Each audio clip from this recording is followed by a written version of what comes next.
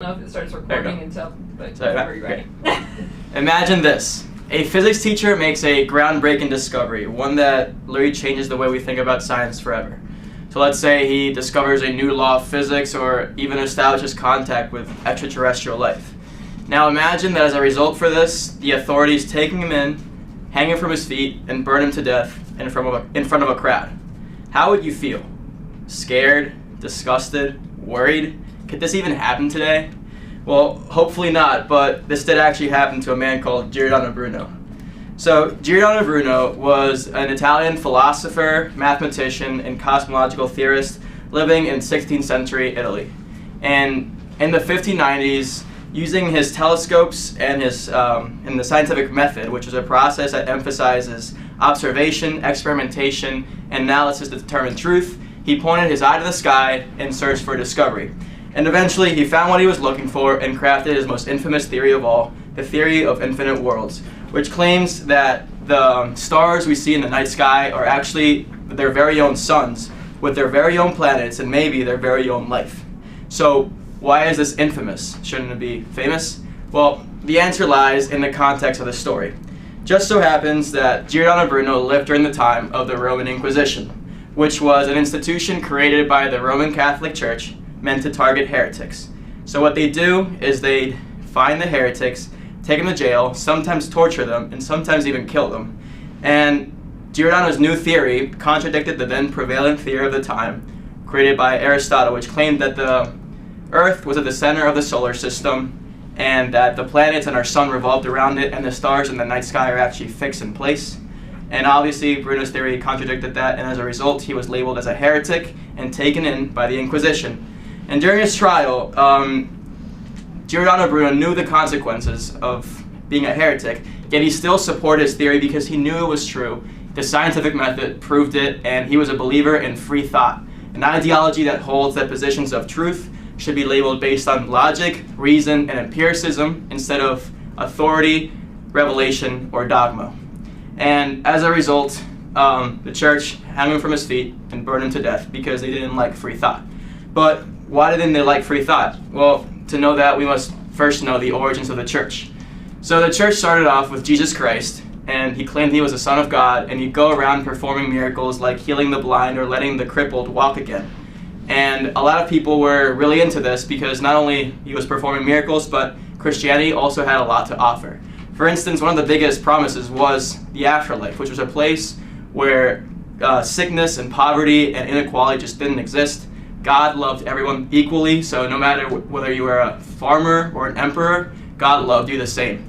And this was very appealing to a lot of people because they had nothing else to live for. They lived pretty bad lives, and Christianity gave them hope. And also the church had a lot of education services like literacy services because they wanted its people to understand the Bible and be able to read it. So this was the Christian dogma. This was the irrefutable truth that Christianity proposed, that God created everything we've come to know and love, and as a result, we must love Him and cherish Him and pray to Him because He created everything. And this garnered a lot of attention for Christianity, and as a result, the religion grew in power and in size, and the church wanted to maintain that power and that influence over society and even the government. And they do this by creating the Inquisition to target the heretics because they were worried that the ideas and beliefs of the heretics might stain the reputability of the church. So they would go to great lengths to get rid of these heretics. And as a result, under the Inquisition and the church, truth was labeled by them, and everything else that went against their dogma was deemed false. So pretty crazy, but we live in a very different society today. Because that physics teacher we talked about before might earn the Nobel Prize today for that discovery, one of the highest honors a scientist can achieve. And that's because free thought is allowed and accepted today because it's got so much progress and prosperity to many nations, including the United States. For instance, look at the space race, which was a time where the United States was united under one goal, to beat the Soviet Union, in this case in space technology, to prove that capitalism was better than communism. So under one goal and with one purpose, the nation was able to create a lot of progress in space technology. And in one decade, they went from having their spaceships crash and burn constantly to landing a man on the moon and bringing him back alive.